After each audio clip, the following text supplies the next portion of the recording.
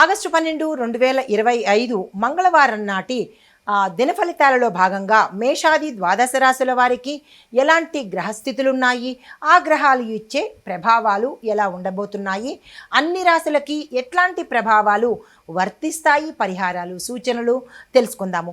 ముందుగా గ్రహస్థితులు చూసినట్టయితే కనుక సూర్యుడు కర్కాటక రాశిలో ఆశ్లేష నక్షత్రం మీద, చంద్రుడు మకర రాశిలో కుంభరాశిలోకి మారుతున్నాడు. మకరం నుంచి కుంభంలోకి మారుతూ శ్రవణ నుంచి, అంటే గతంలో శ్రవణ నక్షత్రం మీద ఉన్నవాడు ఇప్పుడు ధనిష్ట నక్షత్రం మీదకి మారుతున్నాడు. ఏ సమయంలో? ఉదయం 8 గంటల 44 నిమిషాలకు శ్రవణం నుంచి ధనిష్టాలోకి మారుతున్నాడు. అయితే కుజుడు మిథునంలోను, బుధుడు కర్కాటకంలోను, గురుడు మేషరాశిలో వక్రస్థితిలో సంచారం చేస్తూ, శని భగవానుడు కుంభరాశిలో వక్రగతిలో సంచారం చేస్తున్నాడు. రాహు మీనంలోను, కేతు కన్యాలోను, శుక్రుడు సింహరాశిలోను సంచారం చేస్తున్నారు. అయితే ఈరోజు తిథి మనకి శుక్ల ద్వాదశి తిథిగాను, నక్షత్రం శ్రవణం సగము ధనిష్టలోకి మారుతోంది.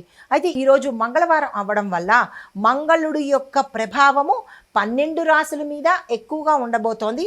ఈయన యొక్క ఫలితాలు అన్ని రాశుల వారికి అందరికీ కూడా ఆయా రాశుల నక్షత్రాలను బట్టి ప్రభావాన్ని చూపిస్తాయి. ఆ ప్రభావాలలో భాగంగా ఈరోజు మేషరాశి వారికి ఎలా ఉంది అంటే కనుక, ఉదయం దాకా ఆందోళనగా ఉండడము, ఉదయం 8:44 తర్వాత మీ మీద చంద్రుడు ప్రభావము ఎక్కువగా పడే అవకాశం కనబడుతోంది.